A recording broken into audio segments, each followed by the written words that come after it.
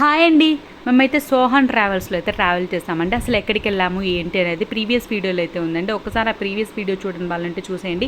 Bus గురించి అయితే డీటెయిల్గా అయితే చెప్పానండి. చాలా బాగుందండి బస్ ఎక్స్పీరియన్స్ అయితే. ఇంత తక్కువ ఫేర్లో ఈ ఫెసిలిటీస్ ఏంటండి, అసలు నేనైతే అసలు ఎక్స్పెక్ట్ చేయలేదు.